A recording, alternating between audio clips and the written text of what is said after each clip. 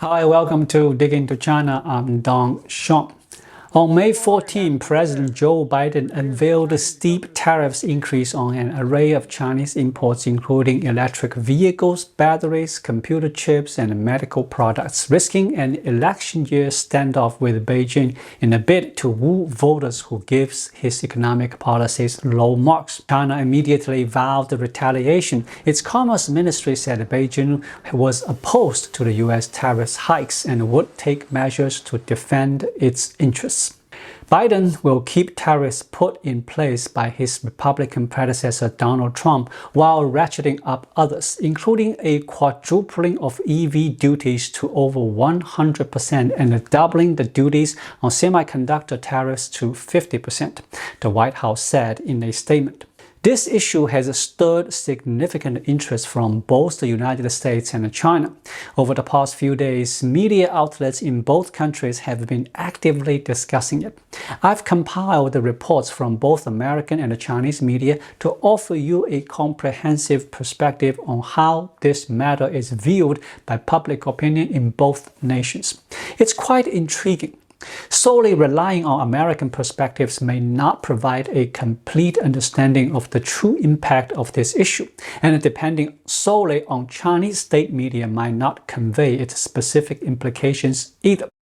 To provide you with a well-rounded understanding, I'll present an overview from 5 different angles of news coverage. The first piece comes from the Wall Street Journal, titled, "Biden levies sweeping tariffs on China, intensifying trade fight with Trump." One day after news broke that President Biden was planning to raise tariffs on Chinese electric vehicles to roughly 100%, Donald Trump moved to one-up his rival for the White House. "I will put a 200% tax on every car that comes in from those plants," the former president said at a rally in New Jersey on Saturday, referring to Chinese vehicles manufactured in Mexico. Biden, he suggested, was ripping off his tariff-focused trade agenda. "Biden finally listened to me," Trump said. "He's about 4 years late."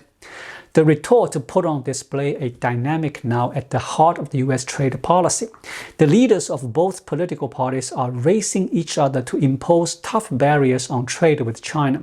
What was once a lone effort by Trump to disrupt the bipartisan faith in free trade has become an establishment consensus of its own. Biden's decision caps years of tortured debate within the administration over the tariffs Trump originally put in place on more than $300 billion in imports from China. Those duties, implemented in 2018 and 2019 and augmented by Biden's new steps, are now a seemingly permanent feature of U.S. policy toward China. These tariffs are the culmination of clashing industrial policies between the two countries and also the looming election seasons in the U.S., said Eswar Prasad, a senior fellow at the Brookings Institute. Prasad said the new Biden tariffs raise the risk of Chinese retaliation, which could ultimately weigh on U.S. economic growth. Relations between the two countries could suffer if both Republicans and Democrats continue to embrace a confrontational stance against China to win elected office, he said. Alarm about Chinese economic practices has been building within the Biden administration for months. Under Biden, the U.S. has been spending billions to build up domestic manufacturing capacity for electric vehicles, semiconductors, solar panels, and other industries where China is dominant. But as the Chinese macroeconomy started to slump, officials there doubled down on production in the same industries the U.S. was targeting. The fear among Biden administration officials is that Chinese manufacturing is powerful enough to push down prices globally, undercutting nascent U.S. companies and putting the Biden administration's subsidies to waste.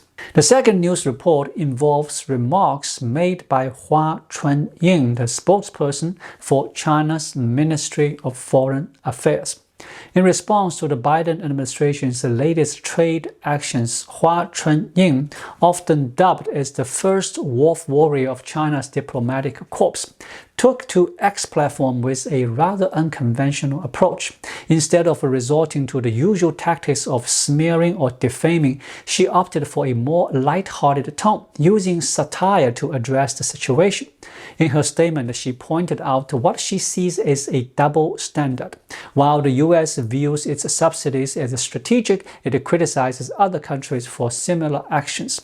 This subtle yet pointed response showcased Hua Chunying's diplomatic finesse as she navigates through the complexities of a major conflict between the two nations. The third piece of news hails from China Central Television (CCTV), the prominent state media outlet in China.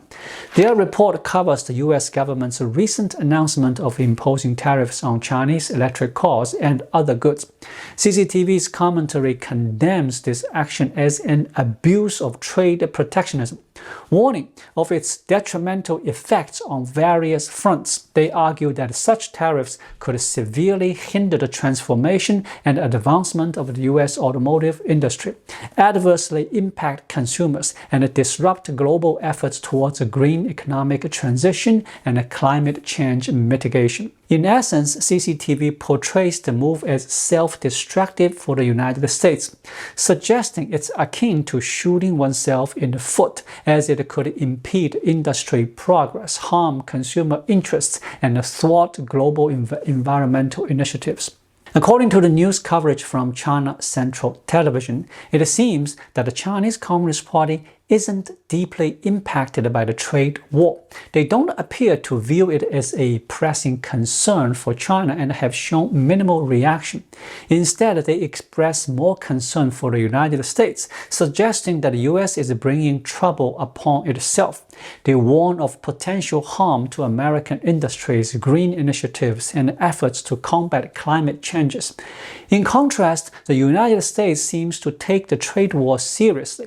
The Biden administration has dedicated considerable time and effort to preparation, including Treasury Secretary Yellen's visit to China in April, which could be interpreted as a warning shot, a preemptive move signaling the seriousness of the impending trade actions. However, based on the attitude of Hua Chunying and the CCTV, it appears that the CCP either views it as insignificant or is unprepared and slow to react. The fourth news item originates from a report by Nikkei Asia with a title, China EVs Soar in Brazil Threatening Fiat, GM and VM Dominance. It reads, Brazil's demand for inexpensive electric vehicles and plug-in hybrids has seen sales of Chinese autos swell eightfold in the country this year, cutting into Western automakers' hold over the market. Last year, overall sales of EVs, plug-ins, and hybrid vehicles grew 91% to an all-time high of roughly 94,000 units, according to the Brazilian Association of EV. Chinese brands BYD, Chevy, and Great Wall occupied 3 of the top 5 spots among sellers of such vehicles. In the first quarter of this year, Brazil was the 4th largest import of Chinese automobiles in dollar terms, followed by Mexico in 5th place.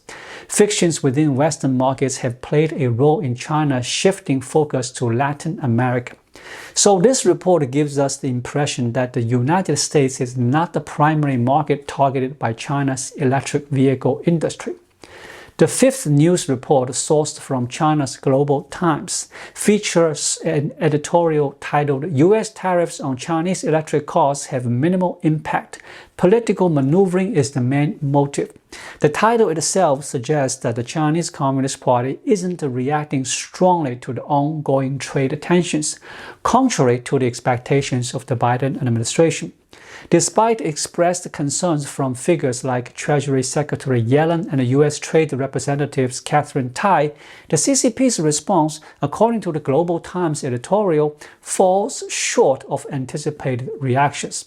The editorial references Sun Xiaohong, Secretary General of the Automobile Branch of the China Chamber of Commerce for import and export of machinery and electronic products, who noted in an interview that current U.S. tariffs on Chinese electric cars stand at 2.5%.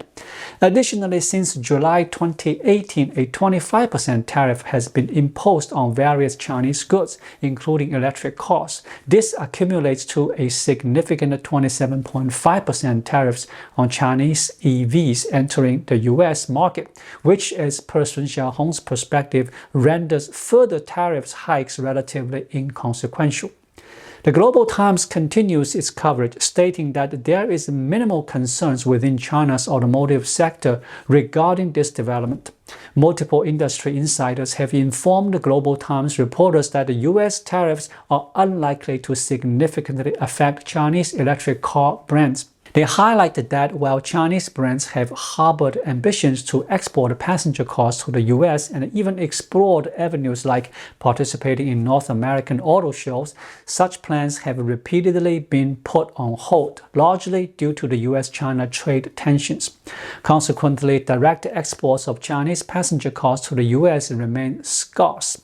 Furthermore, some industry insiders point out instances of vehicles manufactured in China by American or European automakers being sold in the US market, including models from Buick, Cadillac, Volvo, and others. An individual responsible for overseas market development at a domestic automotive company shared with Global Times reporters that their company once aimed to expand into the North American market. However, due to the high tariffs imposed by the United States and the broader pressures on China's high-tech sector, the company withdrew from the US market several years ago.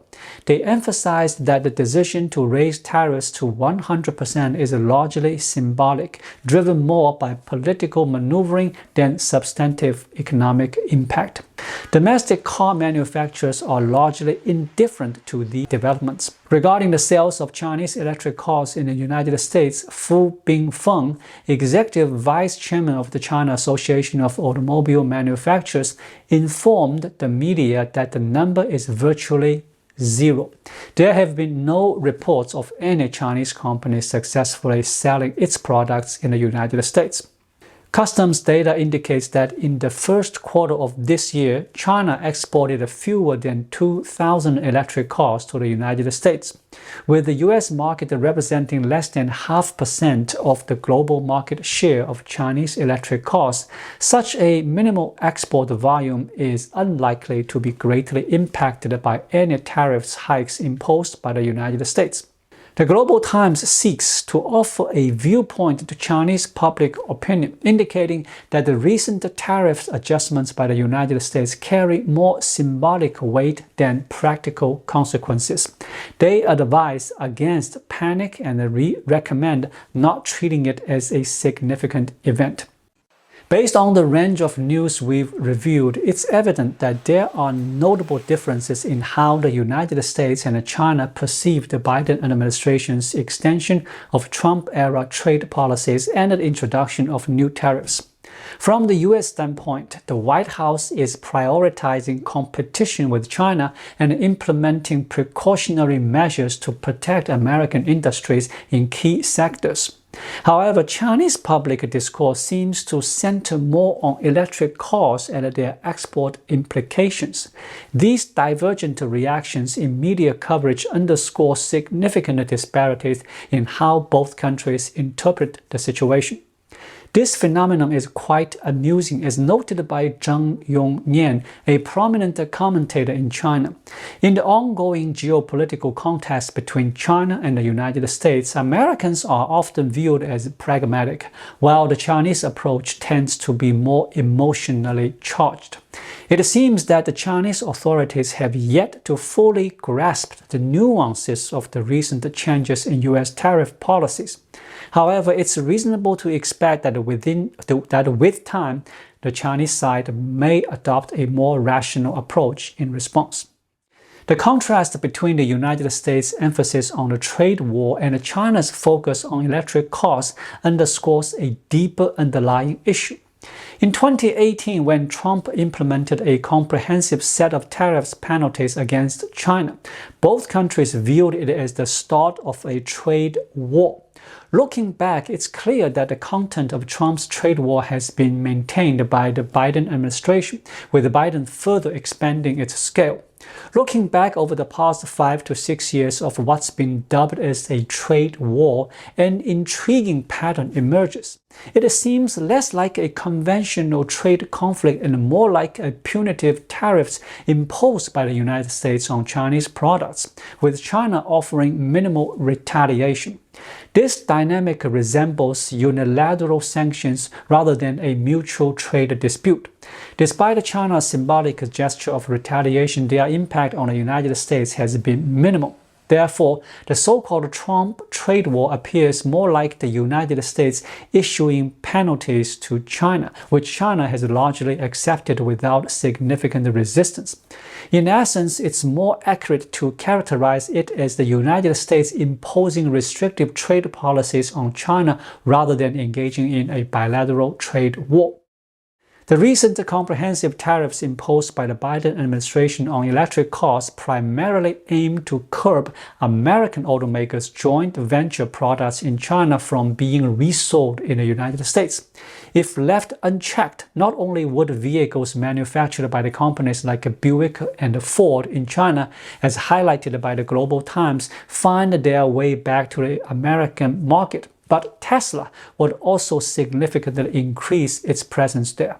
Hence, the most immediate effect of these electric car tariffs from the United States is to hinder American companies and some European joint ventures in China. Many BMW models sold in the U.S. market are manufactured in China. Therefore, the perception within the Chinese industry that the electric car tariffs primarily impact joint venture brands is accurate. In summary, despite punitive tariffs on Chinese products in both Trump's trade war and Biden's escalated measures, the U.S. government has not succeeded in fully blocking Chinese imports. China, however, has responded by shifting some production to Vietnam or other Southeast Asian nations for processing and assembly before entering the U.S. market. Some goods even pass through Mexico, where they are labeled as Mexican-made before reaching the United States. While the U.S. government acknowledges this tactic, it has yet to find an effective solution. Another aspect involved China's practice of breaking down its industrial chain. China manufactures components, assembles them in Southeast Asia or South America, and enters the U.S. market with high value-added components. The United States has yet to find an effective solution to counter this strategy. While imposing tariffs on electric cars is relatively straightforward, restricting the import of complete vehicles and batteries, especially with battery restrictions, China's strategy of breaking down its industrial chain loses some of its significance. However, for other products, China's indirect imports into the United States remain unimpeded by effective U.S. measures. Hence, the predominant use of tariffs as a trade sanction or protective measure will likely evolve in the future competition between China and the United States.